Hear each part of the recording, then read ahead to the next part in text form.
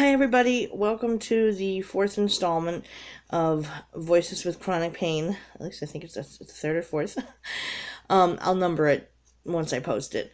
My name is Donna Gorton, and I'm the host. I wanted to deal with the topic of sleep deprivation today.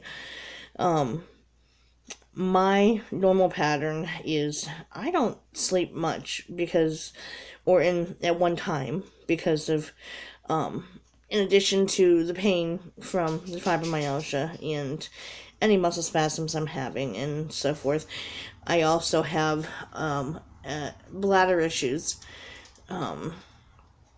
We're going to be blunt here, stemming from abuse I suffered as a child and that left me with permanent damage. So, on average, I have to go every hour and a half to 2.5 hours on the outside. Can't always tell how much I have to go, so forth. So, at any rate, even if the pain doesn't wake me up, then I have to get up to go to the bathroom. And so my sleep is consistently interrupted. And it is also not uncommon for people who suffer with chronic pain, as well as, specifically fibromyalgia, which I have, to not reach REM sleep the same way normal people do. We just don't. We don't hit it as long or as deep as the average person does. So the average person can go to bed unmedicated and sleep for 6 to 8 hours, 10 hours, 12 hours, depending on the person. Get up feeling refreshed and ready to go for the day and be fine. They may be addicted to caffeine and, be coffee drinkers or soda drinkers or whatever and, have some of that to help them get going. But overall, they're good to go nonstop all day long without really feeling tired. That's not the case with us.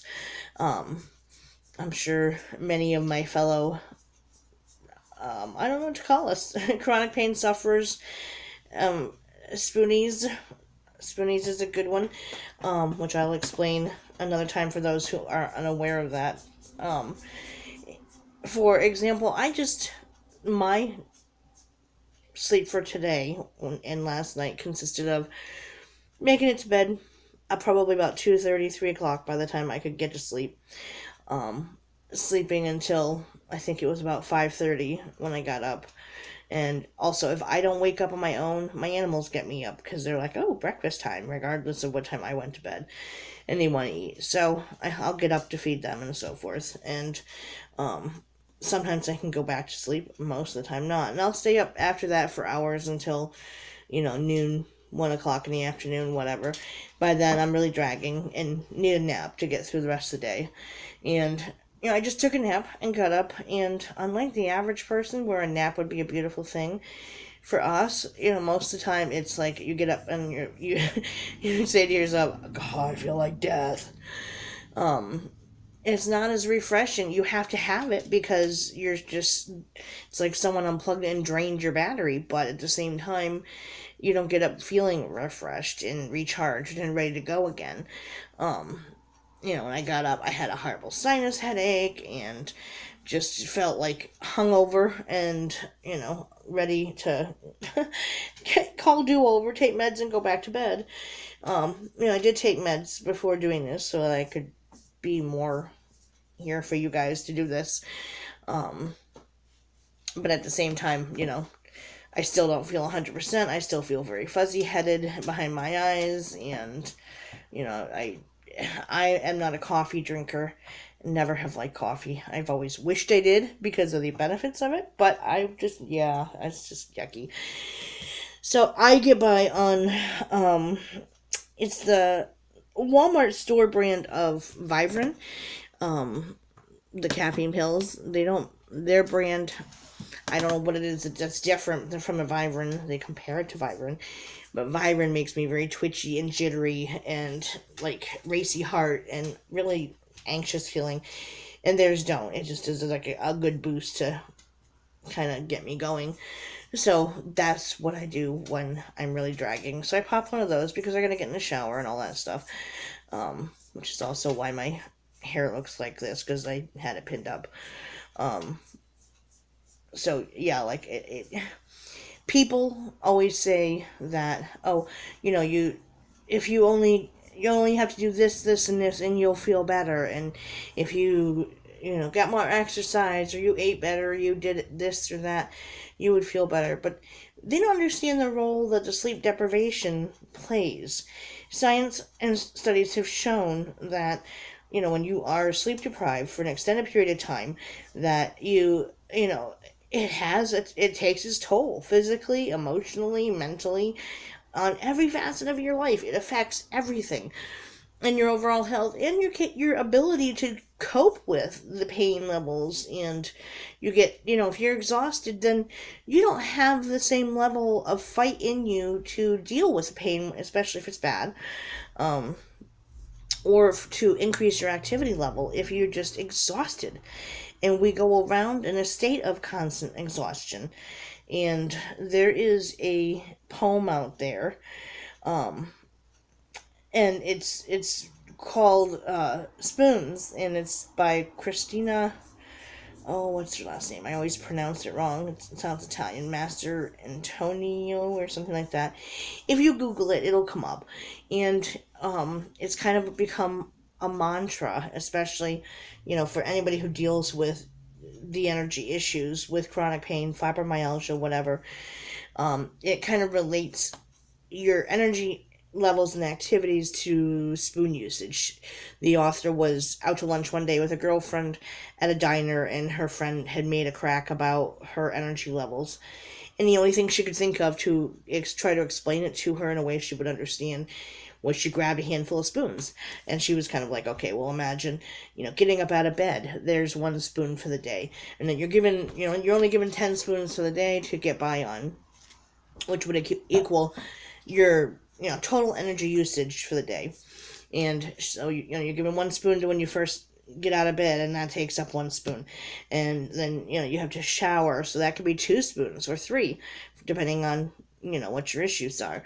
And so you're already down 3 or 4 spoons for the day, and you haven't even gotten dressed or left your house yet, per se. And it's different for everybody, but you need, once you're out of spoons, then you're done for the day.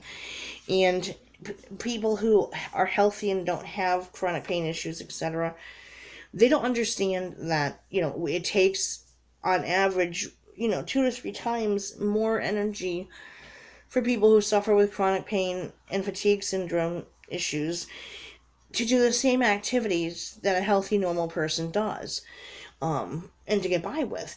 So what they do and they take for granted, and we all did too, but when we were healthy, of just whizzing through your day. It's a struggle to do the most basic tasks some days, or some days, I know for myself, I am just down for the count with exhaustion and fatigue, and I cannot keep my eyes open all day, and I'm in bed all day and sleeping for most of it, because I just cannot bring myself and force myself to get up and function. I mean, even now, I'm seeing myself on a video, and it's showing in my eyes the tiredness and so forth, and it catches up to you after a while, and it kicks your butt, and it slows you down. Sorry. And it prevents you from, going about and being super person. I know in my former life, for example, before things got bad, I was a caseworker for my county that was school-based, and I was based out of an elementary school, and they used me as a guidance counselor. So in addition to all my casework duties and driving an average of 500 miles a week on my own car, just in county, going on home visits to my families that I worked with, I also had to function in the school. I was there in command if something went wrong, like or to handle things. If the principal and the school psychologist were gone, then I was it to kind of, deal with any issues that came up with, whether it was disciplinary or whatever. In addition to running support groups and so forth in the school. I've also always been a single mom.